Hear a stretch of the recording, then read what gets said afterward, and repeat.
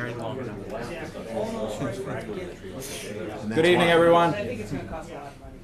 Welcome to the Wednesday, November 16th, 2016 School Building Committee meeting. A quorum has been established. First order of business is the approval of the October 18th, 2016 School Building Committee minutes.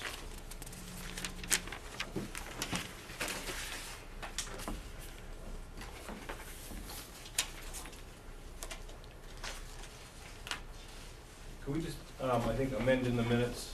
I believe the first motion for the radiant heat was for the two gym entrances and for the, what they call the connections to the HVAC building management system.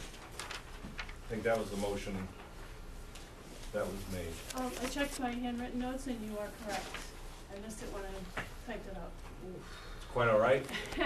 Otherwise, the notes are fabulous. So I make a motion to approve the minutes as amended. Second. Any further discussion? All those in favor of approving the minutes as amended? Aye. Opposed? Hearing none. The minutes of October 18th are approved as amended. Next item on the agenda is a construction progress update from Roger. Just as you say that, the computer goes into sleep mode. So Hopefully we won't. Just gonna have some Same riveting as music. always. The only difference tonight is it's not, the video's not 3 or 4 days old. It's like 3 or 4 hours old. So didn't have much time, but give it a try.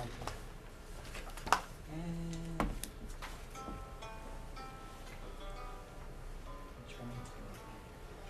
okay, thank you for the opportunity to update you on the progress of the new school. Just as a general comment, things are continue to go very, very well. All right, well, let's start off with the site work. Gwigley, the site contractor, has a much smaller group of people on site now, and that's because a lot of his underground, in fact, all of his underground work for this particular phase has now been completed. If you've been on site, you'll see that the granite curbing for this phase has also been completed. Asphalt sidewalks have the binder coat is down, and we're scheduled to put the top coat of the tennis courts on hopefully sometime next week. Also, we're doing a lot of grooming around the perimeter of the building at this time, just doing a lot of dress up and prep of the courtyard and the play area. It's not bothering me, but I was afraid to bother you. Windows and doors, we're doing very well on the progression. All the curtain wall windows are installed in zone 1, 2, 3, 5B, and 6. And we have a lot of detailing activities that are associated with those, but the building really is getting closed in a hurry now. Where it is not, the contractor's putting up temporary plastic partitions for climate control. Some of the aluminum storefront doors have arrived, and they are actually installed in the back of the gym area and to the trainer's room entrance. Also, the coil doors, which are located in the cafeteria and in one of the hallways that is going to be used to secure the building for different events. In terms of carpentry, interior wall framing is ongoing, and most of the framing that still needs to be done is in the middle school. However, a lot of that work has been completed. Wallboard finishing is about 80% complete in the high school area. There's still some soffit areas that need to be done, but even the soffit areas are about 90% complete. Keep in mind that is not in the middle school, but actually some of the soffitted areas in the middle school are ongoing as we speak as well. Exterior Hardie board panels, I'd say we're 50 to 60% complete. Hardie board panels right here. These are all the Hardie board panels. You will see the blue here, the clear story area, that's still outstanding. They actually completed this area here today, and then over in this particular area there's still Hardie board that needs to go on. But when that's done, we're going to be looking pretty good in terms of exterior. Let's see, the gym wooden floor is in. sanded, and it has 2 coats of sealer on it. And it looks spectacular, even though we just have 2 coats of sealer. Auditorium woodworking, as you can see right here, is about 50% complete at this point. Suspended ceiling panels in the auditorium are all in. There is another section that needs to go in underneath the catwalk, but they're just waiting on that to come in. Acoustical ceiling tile, the grid work is ongoing in zone 6 and 5B, which is the high school. In fact, most of the grid is up on the 2nd floor of the high school, and they're working on the 1st floor. Painting is also moving along nicely. Painting in zone 3, the gym, 2, the auditorium. They'll all really have the finished coat on them at this point, and they'll go back and put 1 more coat on. Painting in the hallways in the high school corridor is complete on the 1st and 2nd floor. All of that gets spray painted out black, and you'll see as we progress why that happened.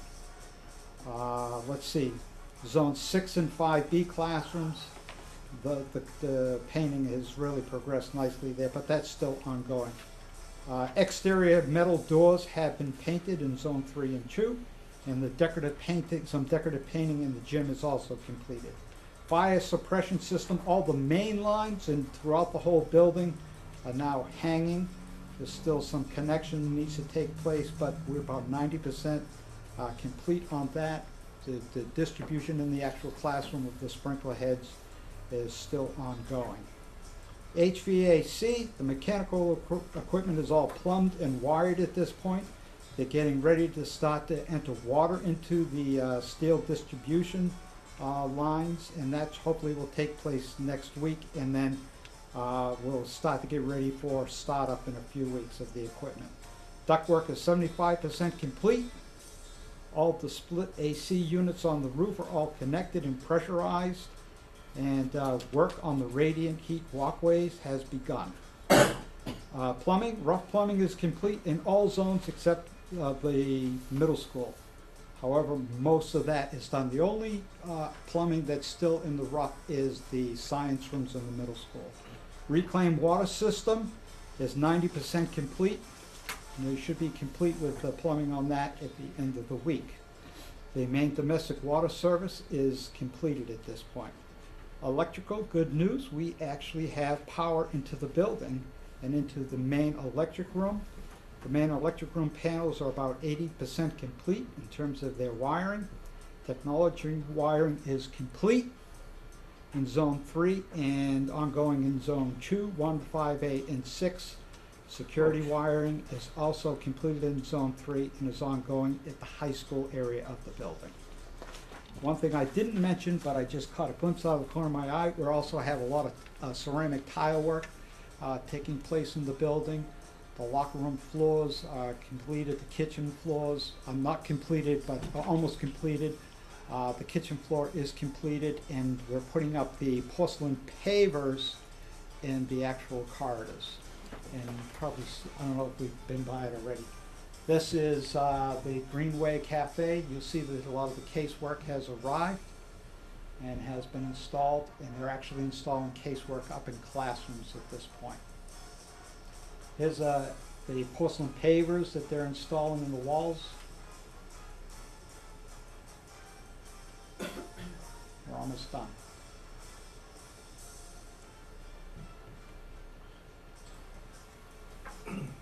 Rotunda treatment here is that the drywall work is done. The painter is going to be jumping in there pretty quickly.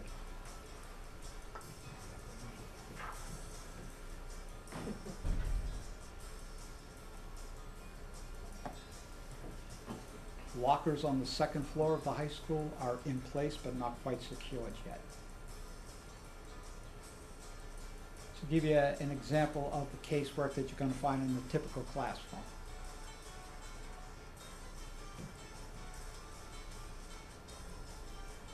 This is just to show you the work is really progressing now in the seminar room. All that high drywall work is pretty much all finished out. They had a push on that because they're trying to get that lift out of there before they can't get it out of the building.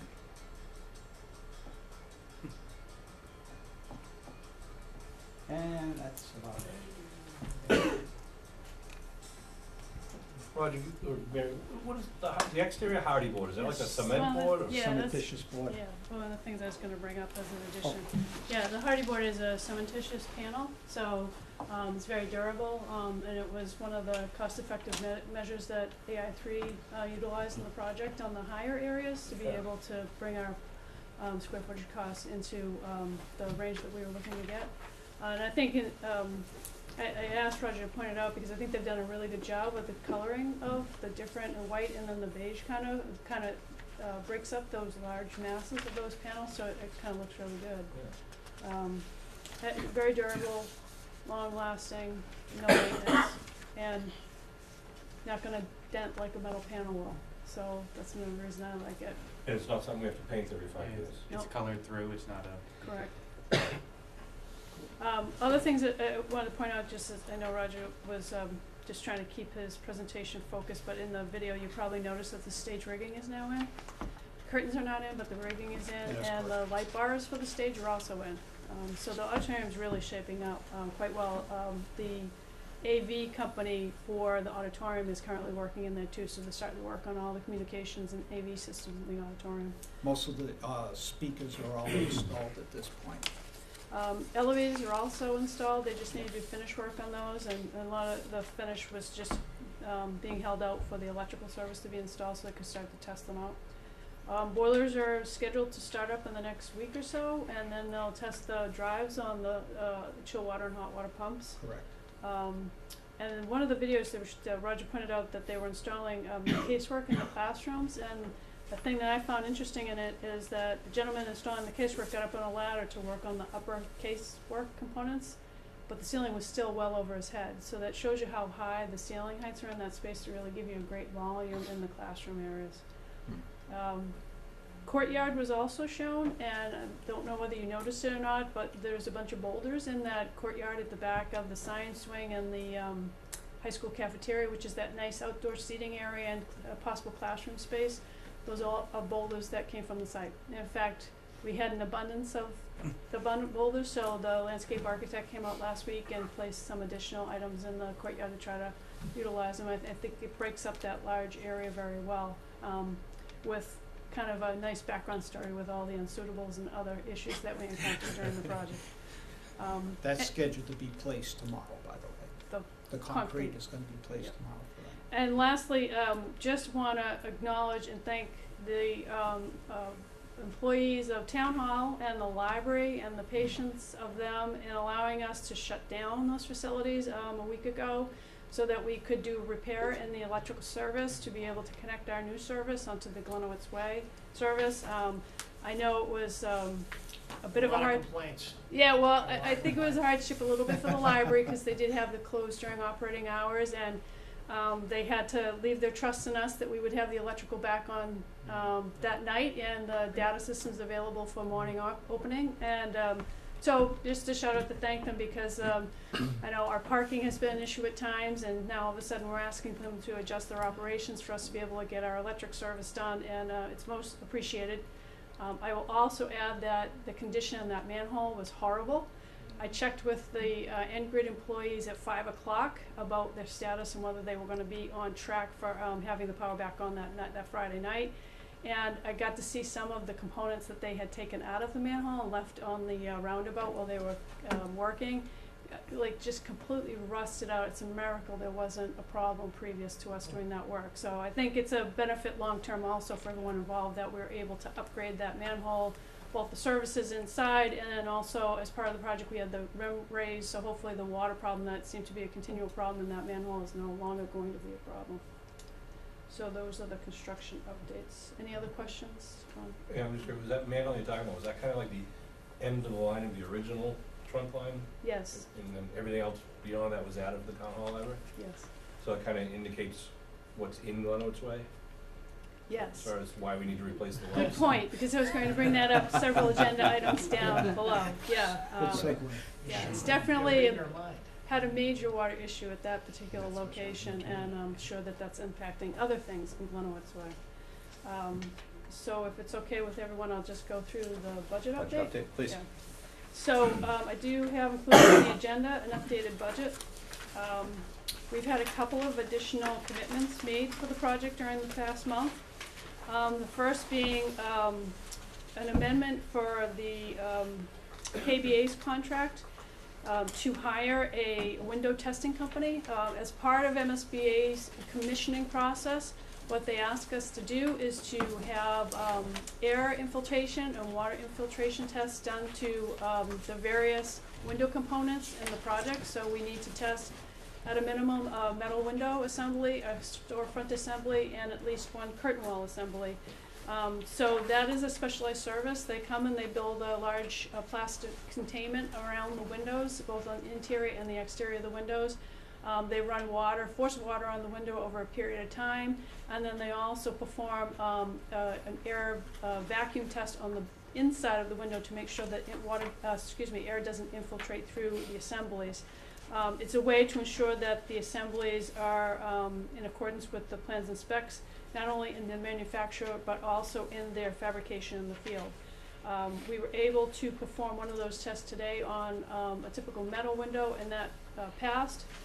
So that was good news. That amendment for the testing of the curtain wall, storefronts, and metal window is an increase of $17,600, and it is included in the budget under the construction testing line item. So we are still tracking below budget for that line item. We have now committed $114,480, and we have a balance that is still outstanding for any future testing required for phase 2 and 3. That is the only change that we have to the commitments for the project. The budget also does include expenditures for all bills paid through the first week in November. So it includes AI3, KBA, and Bright Builders invoices for work performed during the month of October. So based on the commitments and the expended to date, we are certainly tracking at or below budget. Next item on the agenda is the change order proposals. Log.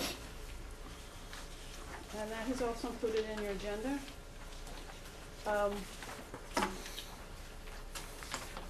We have a few open items that are listed on the agenda, in the log. They include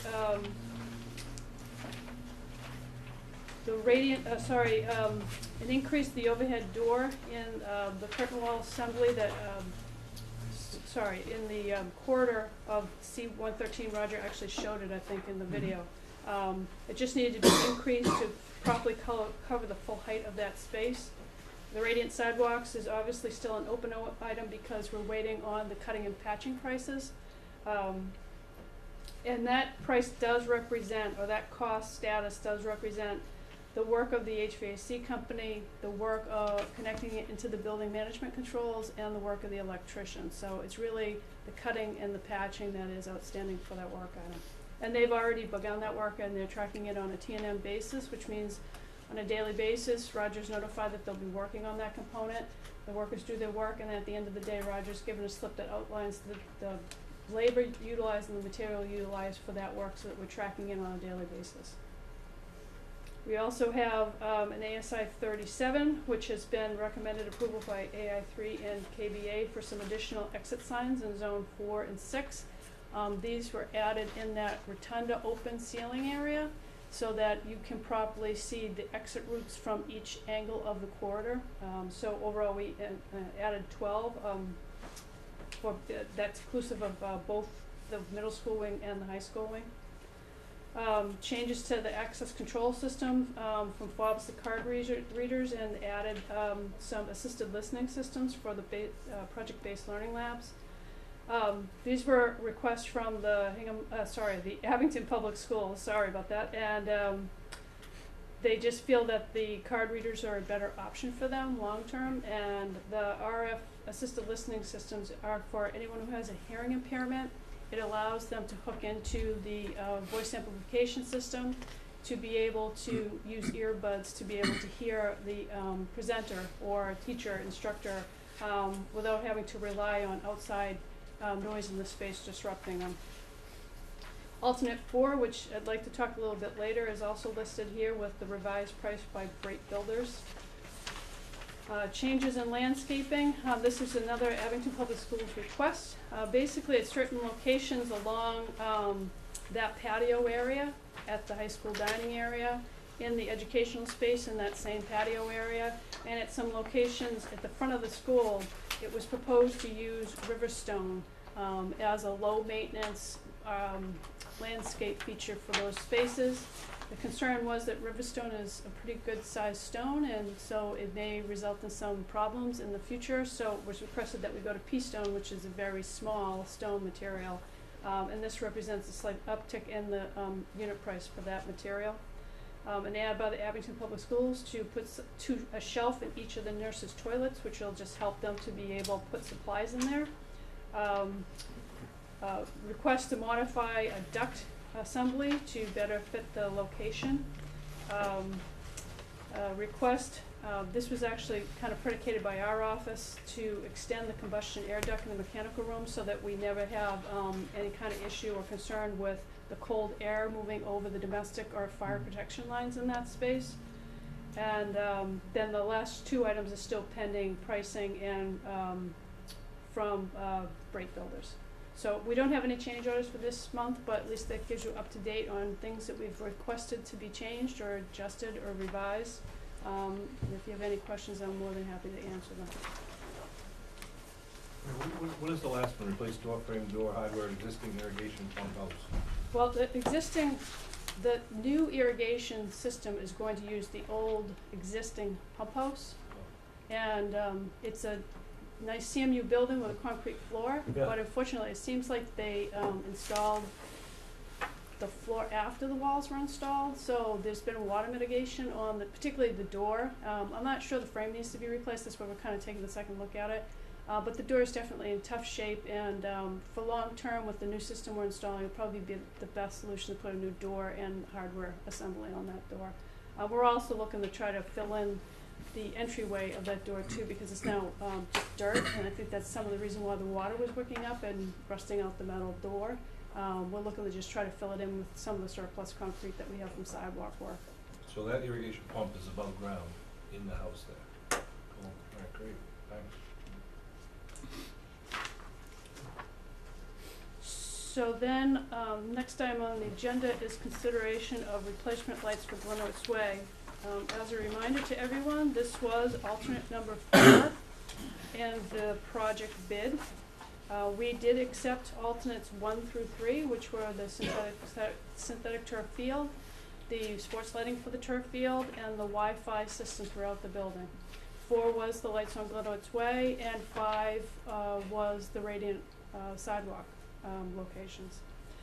Brate originally submitted a price of $171,000. And now is proposing a cost of $216,342.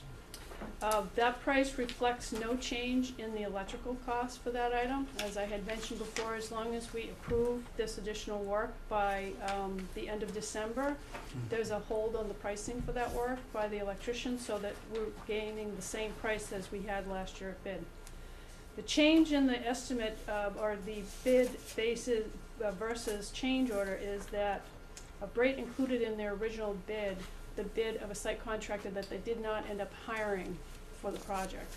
And they have provided, I believe, sufficient proof that they are carrying the bid of our site contractor from last year. They've provided me the bid documentation demonstrating what the overall price is, what the bid price was for the alternate number 4. So this really reflects what would have been the bid price at our opening if Brate had carried the site contractor that we actually have on site.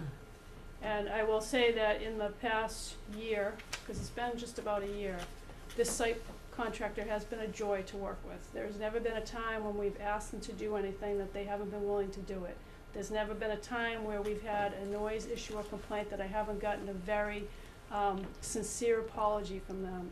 There's never been a time that we have any kind of issues with regard to pricing. They've been very fair with the unsuitable. So I'm glad that Brate carried that company, and I'm hoping that the committee will consider the fact that with carrying that good company, we actually have to pay a higher price for alternate number 4. So, as it stands now, if we have a decision on alternate number 4, as I'll call it now, we will retain, or we will execute a change order in the amount of $216,342. If we wait after December 31st, it will go up. Is that, sorry, is that work that they would start this spring? Yes. And can It you may go- even start this winter, to be honest with you. If we don't have frost, they may try to attack it this winter. Can you just go over the scope of it? It's replacing every light post in Glenwood's way from Route 18 to Yes, the yeah, rotary. it should have boned up a little bit better, but I believe there are 8 light posts currently, and these are the high 30-footers on the aluminum bases. And as we talked about during the design portion and the bid, there's been a number of issues through the years with the repairs required for those light fixtures and for the underground associated with the light fixtures. This proposes to take those units out, replace the underground service, put it on a new meter because the existing service and meter are in the high school and need to be demolished, and putting in, I believe it's 13 new decorative light poles along Glenwood's Way. So you're going to be gaining the benefit of a new system, a system that doesn't have the faults and the long-term water issues that the existing do. They will also be LED, which means they will be more cost-effective to operate. And although the existing aluminum look lovely, the new ones will look much better. And they will match much better with the lights being used down at Town Hall and the library, which I think will do a better job to tie that whole complex together. That's a soft sell. I thought it was a hard sell. I think it would be an incredible upgrade, appearance-wise, efficiency-wise, just the cost of running the lights. I think it'd be a huge upgrade. I'm glad we, hopefully, will can incorporate it. 'Cause people turn down Glenwood's Way, it kind of sets the tone and have a nice quality of life for the town of Abington.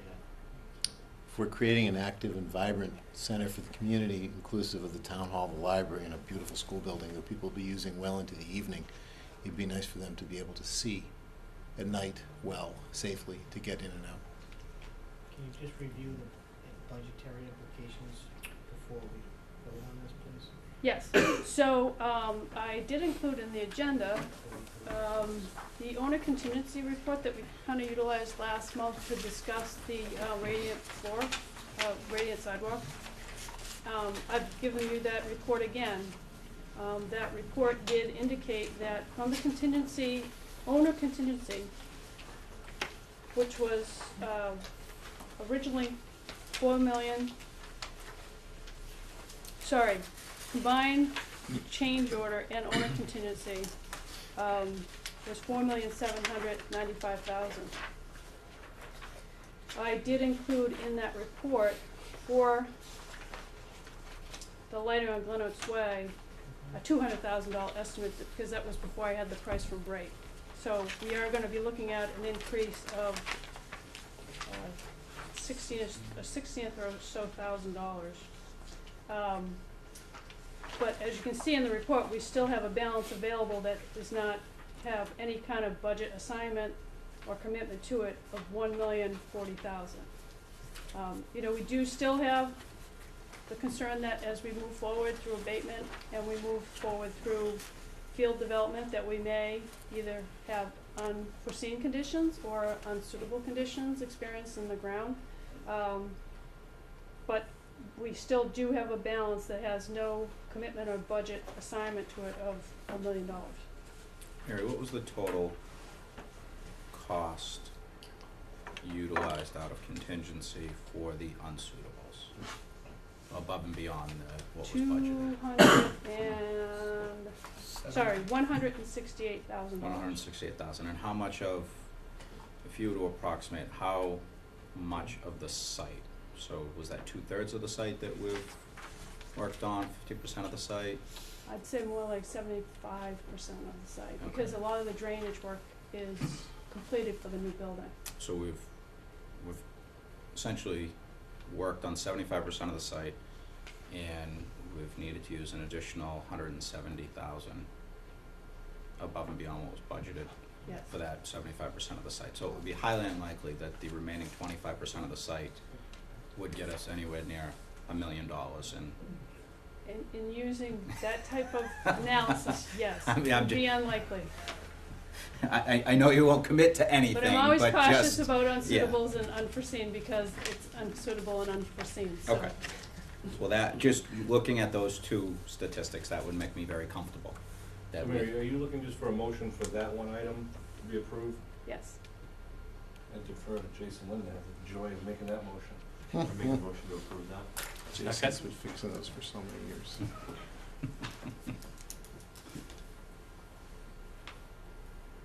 do we have a second? Yep, Peter, I believe? Okay, great. All right, any further discussion? All right, if none, all those in favor? Aye. Opposed? Hearing none? The motion is approved as presented. Sure.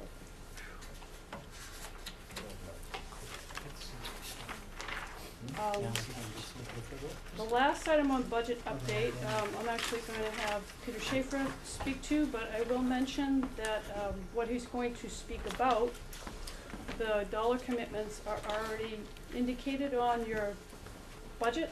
So if the committee were to approve this additional scope, it would have no impact on the budget that you have tonight, because it's already been included, just so you had an idea where we are money-wise. Very good. Thank you, Mary. So I think this is a pretty basic and simple one, but I just want to make sure I outlined what we're getting into with this in its entirety, so that, you know, down the road, people don't feel as though they were surprised by anything.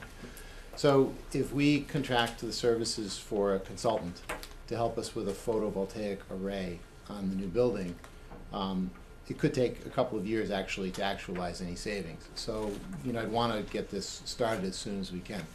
What the consultant would provide is review of solar project options and the technical aspects of the job, in terms of what you know, AI3 has provided for the infrastructure, and marry that to different possibilities for us. They would prepare a financial benefits evaluation for options. They would prepare the RFP and RFQ to execute the bidding process. They'd evaluate the RFP and RFQ bid proposals, and then they'd give us a written report and recommendation regarding potential solar developers, so that we'd have a good recommendation in terms of what direction to go in. The cost of that would be below $7,500. Additional costs for this could potentially be asking town council to review some of these documents, and then later in this we could procure their services if we wanted to help us with more of the management and the monitoring of this down the road, if we opted for that down the road. Potentially we could save a conservative estimate of $25,000 to $30,000 a year annually in our electrical costs, because what they've already seen and what we've sent to the consultant is that we would be able to do this behind the meter. So a lot of this estimate is dependent on you know, how much sun there is, how many clouds there are, the cost of electricity, and those things you can't measure. But in the neighborhood of $25,000 and $30,000 a year, obviously this is a small investment for that. This pays for itself very quickly. And you know, what we have heard from other systems is that this has been a tremendous benefit to them. They've used the consultant that we're looking at. We've checked references with our people that we trust in our business, and they come highly recommended. And I think that's all the information I have for you. The array itself would cost potentially zero, because it'd be a lease agreement. So it's these consulting costs in an environment with solar energy that continues to change with the regulations, with the cap and the metering agreements. So we would have all of their assistance with this. This is all that this company does. So, sorry, questions? Yeah, just, you know, we did, last year, the town, we entered into a net metering agreement with a company to provide the town, essentially get the benefits of solar and renewable energy, but we didn't, but we did not do that for all of the energy that we use because we anticipated potentially getting the benefit of behind the meter solar with this project. But one of the things Peter wanted to do is make sure that he tried to integrate it with this, with the building project, and not do it after the fact. The benefit of So- the town hall and Rick not contracting within that full agreement and doing it this way behind the meter is we're generating the power that we're using. Yes.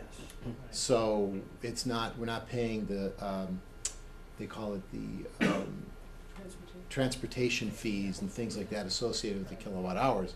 We're using the energy as we make it. And hopefully what you wanna do is you wanna slow that meter down as much as possible. So you're buying as little as possible, you're generating your own power. So that was the benefit of Rick waiting and giving us that room within the cap. So Peter, just so I understand, so this consultant would compare different lease options from different companies and then make a recommendation? And is the purchase of the panels kind of off the table, or would they also consider that? They would, but the lease agreement provides that we wouldn't have to spend money on the panels themselves. And if that was the case, Mary, then that line item becomes available? Mhm. Okay, just, I mean, that's Yeah. great. I mean, those are just budgetary Right. items, they're not commitments, so it's not like we're, have a contract for any of that, it was just the option being made available, cause I knew it was a strong, Yeah, no, I Consideration. think the way you're doing it is perfect and the right way to do it. So, so if we approve this $7,500, up to $7,500, then would you have to go out to bid to get a consultant, or you can just? It's below the threshold Right, so you where can you just- can use best business practices for this type of. Super. Yeah, I think. Just a real quick question. If we decided we wanted to build them ourselves with the 600 grand, and you're saying it would be a couple of years, what would happen to the money in the meanwhile? well, I mean, it's bond money, so the project stays open until the building committee decides to Close it. stop expending Okay. money and making commitments against it. Not that this community would, but there's times that there's been extended, purchases on a project just to close out owner issues that may result based on the new building being used, or photovoltaic opportunities, or other things that you may wanna consider which will improve your operations. Okay. Yeah, I would, hopefully the consultant will come back to us with both a lease and a purchase opportunity, because if the purchase option, even if it is $600,000, if it's $100,000 a year in savings as opposed, or $100,000 as opposed to 30, Mhm. I'm a big proponent of, we shouldn't be using one-time funds for ongoing expenses, but if we can use one-time funds to reduce ongoing expenses, that's a great opportunity, because we will likely never have the opportunity in the future to use, to procure these funds for that. So, I think we should look at all available Right. options and see from a cost-benefit analysis perspective what'll be the best for There the may be town long term. technological reasons not to own Mhm. something like that. I have no idea. Sure, absolutely. But, Maintenance, I but mean, in general, I don't disagree. If you can own And the it, rapid then change. please put it. Absolutely. But you hope that the consultant can at least Yeah. provide That's that. Right. that's Yeah, right. and that's How long would it exactly take to what. get- That's why we're Exactly. procuring their services. Exactly. How long will it take To create the- them, to do the study or whatever? well, he's got a timeline that moves pretty quickly, It's a number very of quick, weeks. Okay, I just, In talking to other districts, some of the problems have been the installation has taken a while to get the installation done. but he would be very quick for him, okay. Right. I think the townspeople expect that we're gonna have solar panels on our roof, I think that was, we all were hoping to do so. And the fact is, every year passes by, hopefully, that they get more and more efficient, so that's great. So I Yeah. think everything's working out benefit, so So you. you need a motion to allocate up to Yeah. 7,500? And we don't get any rain anymore, so hopefully that'll. So I'll move that we allocate up to $7,500 for the, study. Thank you. Second. Oh, sorry, should wait till he votes. Okay. Second, any further discussion? Do you have any advice on the anticipated costs of the lease agreements, like a price range or? I'm gonna ask Mary her experience with these. Usually the lease agreements are based on, you don't really lease them. You set up an agreement where they lease the space off your building, they install them, and that has to do with the price point you pay for, It's like an Offsets against. off-bill. yes. What is that, OPB, off-bill? Yeah, so in other words, they offset it against the rates that you're paying for Offset the bill, electrical yes. use. So it's not real, it's a lease agreement in the idea that oftentimes they will lease them to you for 15 to 20 years, and then you also allow them to utilize your roof or parking lot areas or site areas. So that's where the lease comes in, because you're allowing them to use your building space or land space. They in turn put the panels on. And a lot of times they do have lease of 15 to 20 years, and depending on how the lease is written, you may benefit because the photovoltaic cells now have lifespans of 20 to 25 years, so you may get some time where you own them through the lease straight out and you're able to utilize, although it won't be at the same efficiency that you have at the beginning. They start to lose efficiencies on the back end. But keep in mind, many of the lease agreements are set up such that at a certain point, they would be required to take them off their roof. I mean, it's a consideration you need to have, because after 15 to 20 years, you've got to start to think about your roof needing to be replaced or have major repairs done to it. So I'm sure this consultant will be, helpful in all of those considerations so that you understand the long-term aspects of what you have to think about in the agreement. And they would provide insurance for them too, right? That's all, that's part of the lease agreement, and that's why you giving them a lease to utilize your property is part of this whole agreement, because you're allowing them to do it, and they have to in turn have insured people put the installations on, so that you have any roof leaks after they've been installed, they're gonna be responsible for fixing them, that you can get into the maintenance of those units and that kind of thing. Do you anticipate any issues of incorporating the system with the construction that's already been done, or? No, because AI3 specifically included in the design identified location where the structure was built up to support this system, and then the conduit runs in the building to be able to connect them into it, and then there's a net metering location on the outside of the a metering location on the outside of the building for you to do your interconnection. So all that has been put in the infrastructure of the construction now underway. One of the reasons we specifically under-purchased through our net metering for the rest of the town energy was because this building was specifically designed for a solar project. And I kinda had it in my head that it would be after the project, but it only makes sense to do it simultaneously. As So soon as we're it's doing it. appropriate, yeah. Yeah, We start saving money as soon as obviously it Yeah. gets hooked up. sure, Thank you for doing the research. yeah. I want to thank the cooperation, with Rick and Mary and Darren. All right, so we have a first from Peter Waters, we have a second from John Riley. Any further discussion? Hearing none, all those in favor? Aye. Opposed? Hearing none? All right. Thank you. Motion passes as presented. Thank you, Peter. All right. Mary, would you like to provide a furniture and equipment program update? Yes, so we did finish our furniture and equipment program, finally. Thank you to Peter and Felicia and Matt, Jason, everyone who had to sit in long meetings to talk about desks and chairs and everything else. We do have a package which is on budget for what we have available for the project. The bid document has been issued as of Monday. And it was published in the Goods and Services Bulletin, which is a publication done by the state to let you know when either services or equipment purchases are forthcoming. Additionally, it was posted on the Combis, which is another state procurement bulletin that's issued. We have a pre-bid walkthrough scheduled on November 30th. I believe it's 7:30 in the morning. Should be exciting.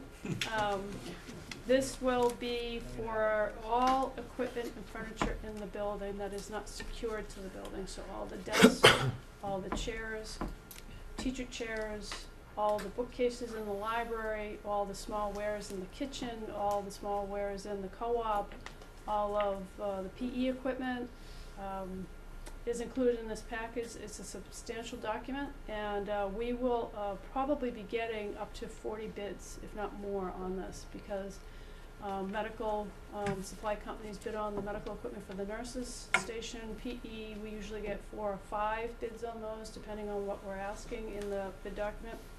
So the bid opening is scheduled on December 7th. It's usually a pretty long process because we do receive many bids.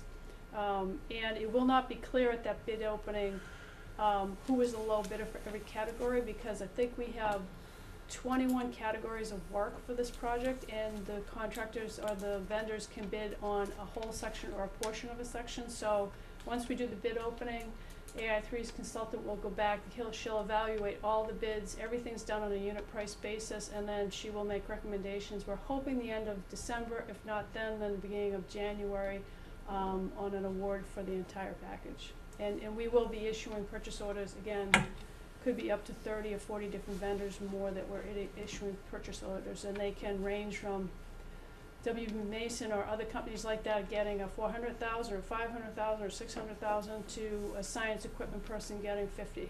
And so that's where Nancy has to do a lot of work to evaluate the bid. So we'll keep you updated as we receive them, and if there's any change in that bid schedule, we'll let you know. Where's that November 30th meeting? You doing it in our school? It's at the school, and we North school? Or at the new New school, school. because they need to understand the dynamic. We've listed in the bid package, but I hope they come to see that we don't have a loading dock, because that's usually a big deal, that they now have to hire trucks that have tail lifts on them. And just general how you get in the building. Usually the larger vendors like to see like where the elevators are, where the large doors are, do you have a loading dock or don't you have a loading dock, and how much laydown area you have, so that they understand how they unpackage everything and then get it throughout the building. This bid for each item includes purchase, shipment, delivery, unpacking, removal of packing debris, and placement in the classroom in the arrangement as shown on the contract drawings. So that when they're done, every room is set up the way it's supposed to be set up for the first day of school. Awesome. That's good. Yes. Given the time period and now an installation, are any of the bids subject to escalation?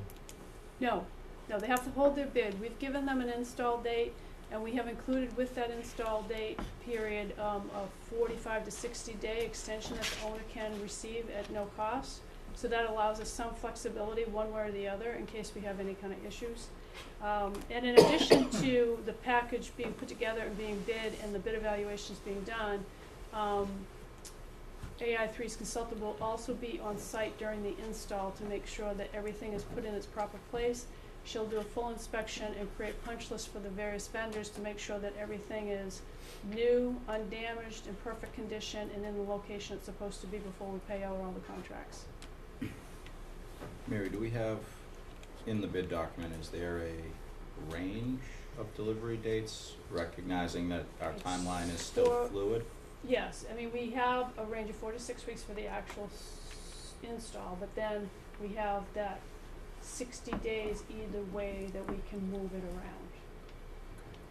So I would be curious as to what the date within that 4 to 6 week range is that we're using for.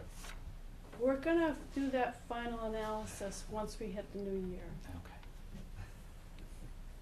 That's a very safe answer.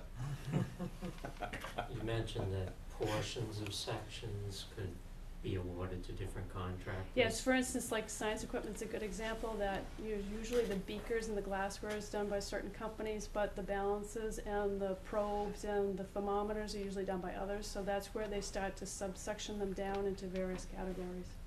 You don't see any issues with equipment mating to other equipment, or? Now, I've had the fortune to work with AI3 and their furniture and equipment consultant on a number of projects, and she does an excellent job making sure the spec is very tight and that we're getting very high quality, and that everything works once it gets installed. The current budget numbers that we're holding for the FF&E, are those, is that what these are in here, the on the contingency budget forecast? Yeah, technically right now we're holding at the budget amount, which is 1.338.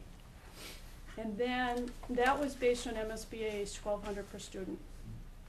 But during design, we discussed the fact that they're coming in higher. So we gave Nancy, who's the consultant, a budget of 1,500 per student. She's now on track for 1,500 per student. And so there's a line item on that budget that basically says 1,200 to 1,500. And that's what we're still on track for. Those other contingency items are items that I've put in there just because I know that, for instance, food service, they're gonna try to reuse a lot of their stainless and, yes.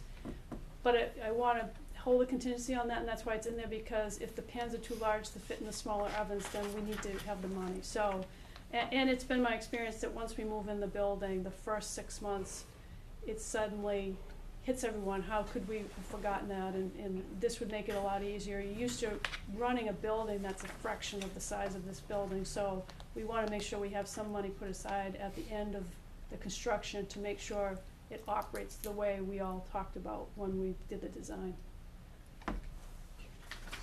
So that gives you that update. What was actually on the posted agenda, and unfortunately I printed the wrong version of the agenda, was on item E, which was to discuss surplus property, disposal of surplus property. So there are very specific state requirements on how municipalities are to dispose of surplus property. The first step in that is the agency or town authority which has control of the building and its furnitures and its equipment and its supplies has to deem that those items are surplus and they are no longer needed or necessary for the operation. And that's usually done by a school committee because they're usually the ones who have control over the school facilities and the school budget. Once that's done, then we do somewhat of a plan to have an organized method for disposing of those materials. And we've talked a little bit with school department personnel about our experience on other projects. Typically, you make the materials in the building available to other schools in the district. They may need desks or student chairs or parent size chairs. Then typically you make the furnishing materials available to town agencies, people at town hall, the fire department, police department. Making clear that anything that they do need to take, they need to be responsible for all labor and effort to take those materials. So if they want to take chairs, they have to set up how they're going to transport them somewhere. If they want to take something that's secured to the building, they have to unsecure the thing legally, unplug it, or do whatever needs to be done, and they need to transport it elsewhere. Once those processes are done, typically there is a yard sale that's offered to the community, since the community's taxes paid for much of that equipment, to give them an opportunity to either bid or wait till at the end of the yard sale, the product is still there and no one bid on it, they can take it out.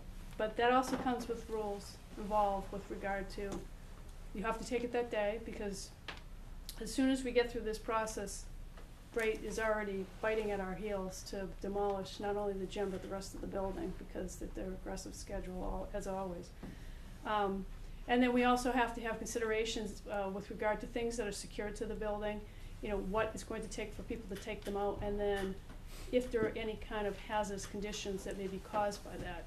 We do have asbestos in the building, tile, we have it in paint, we have it in plaster, we have it in insulation, so we have to be careful that if people are going to take product from the building, it has to be done in a safe manner and leave the building in a safe condition when they're done. We'll set up rules of the road with regard to the yard sale and with other agencies coming in and taking materials.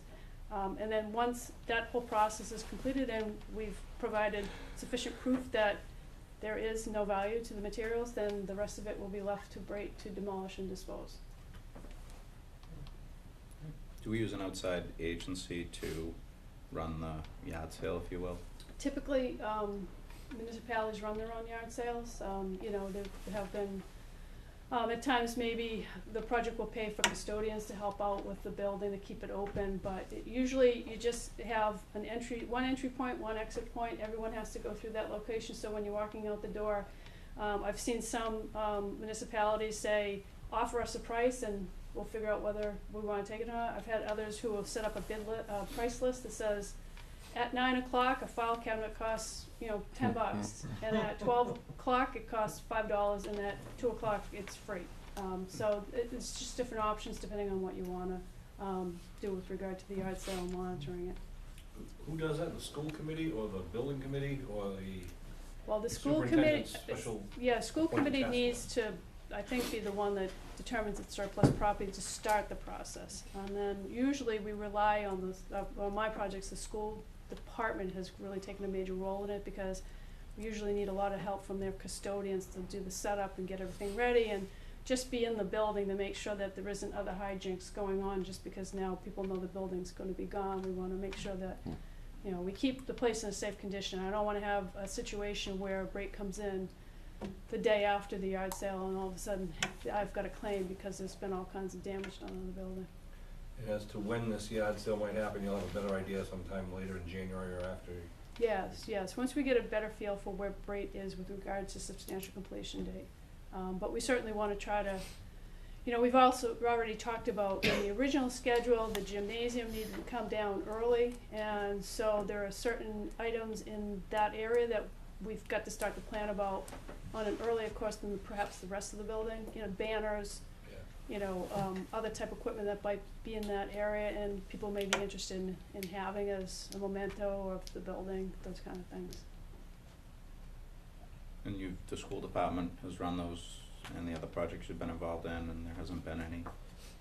It's pretty much worked pretty well. It just comes down to how you wanna handle it and, the price pointing thing and how much time you wanna give them. Usually a day, if you start at 8 o'clock in the morning, you're done by 2 or 3 in the afternoon, just to give your custodians time to clean up and lock up, then the next morning, usually we have our contractors in just starting right away. And if Felicia hasn't already, I'm sure she will call around to her friends in neighboring communities and say, what worked, what didn't work. Yeah, and most of them have done some type of yard sale. And it's really, the amount of money and how much things cost it's not a huge moneymaker. But usually, it barely covers the custodial costs for the day. It may or may not, because you're basically, it's very old equipment, and anyone who's coming has to be able to move it out and take it away that day, so. Go ahead. Is the cost of the disposal for Brate in the contract already? Yeah. So theoretically, we just leave everything and let them take it? I'm just throwing that idea out too. No, because then we wouldn't be following the procedures for determining that surplus property. Okay. With we would either have to follow the procedures that I'm kind of outlining, or other methods that are allowed under the surplus property rules is you could have an auctioneer come in and you could hire them to run an auction. You could have someone come in and appraise all the equipment, but this seems to be the most cost-effective and easiest way to do it. Yeah, and I would say, we have an obligation to the community that's twofold. One, even if we can raise $100, that's $100 that should go back to the taxpayers from the project. And we also, I think the second obligation is we need to make it available to the community so that they can, there's some stuff in there, it may have no value to me, but it may have significant value to someone in the community, It's so. a piece of someone's history. Absolutely. It is. The banners might be something that someone would pay for a banner, or I've seen in the past, people buy a desk and they put in their basement, it's a little souvenir or whatever. It says I love Susie, and it's a little hot, and they Stuff wrote in it the high in school that grade. moves into the Froyo might free up some stuff in the Froyo that is now surplus too. Right. You don't know whose name is carved on that desk. That's right. That's what I mean. Find the one that you were at. Yeah. So we'll probably have updates for you as we move further along in the process, but I just wanted to at least explain the process and let you know that we've got quite a few That's right. pots brewing right now between this and construction and technology packages starting to be looked at, because we're gonna have to start getting into that whole program and those purchases and the FF&E, so it's kind of a busy time for the school department. I just wanted to reiterate, and you mentioned it, Marion, that anything that's of a significant value, educational value, or can be reused, is gonna be reused in the new building. There's not very much. Yeah, we've already conducted, inspections of the Frollo and the high school, done a full inventory of any equipment that could be reused, and in fact, are reusing, I think 50 science tables are gonna be reused in the new building as work tables in various classrooms. We're reusing some of the student chairs. Which we got from Rockland when they did their renovation, the science tables. We bought those from Rockland Public Schools. So. And we're reusing, one of the computer labs is fairly recent equipment, so we're gonna use that in the TV studio. So we've taken a look at that, so that we are definitely repurposing as much equipment as we can in the new building. And those items will be moved out of the building before the yard sale happens, so there won't be any confusion about what's being left. And there's also some limited equipment in the existing high school that might be used in the lower grades. Correct. That we're gonna use whatever is usable. That's the first round, Right. is that other schools will identify what they want. So anything that our students cannot use would be then part of the surplus distribution. Right, yeah, and we're bringing over musical instruments too, so there's a long list of things that we are repurposing, because it's worthwhile. I mean, there was investment made in those items, and certainly if they still meet the educational needs, that we should be reusing them. And then prior to the yard sale, other town offices have the opportunity to go view those as well. Alright, good. Great. So I think that's all I have other than schedule for future meetings. All right. Prior to scheduling future meetings, is there any additional business not reasonably anticipated 48 hours in advance? All right, hearing none. When, Mary, would be a good time for the next? We We currently have have a 20. meeting for December 20th at 6 p.m.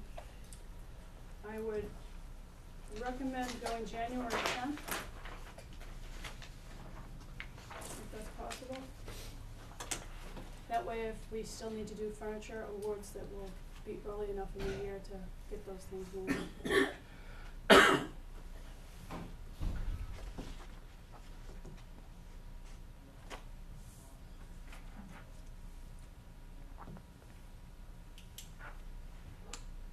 I have no objection to January 10th. Does that seem to work well for the committee? I can't make it, but that's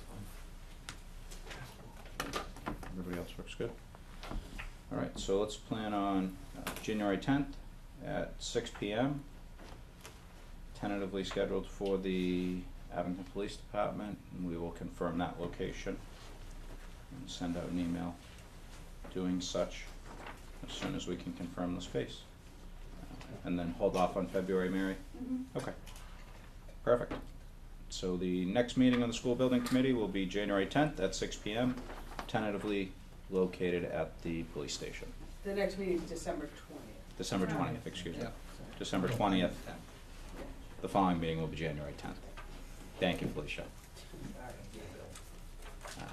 Also like to thank Bill for taping the meetings and making them available to the public. That is a tremendous asset to the community, so that those of us that can't be present have an opportunity to see what's taking place. So, thank you, Bill. Thank you, everyone. We have a motion to adjourn. So moved. Second. Happy Thanksgiving. Happy Thanksgiving. All right. Meeting adjourned.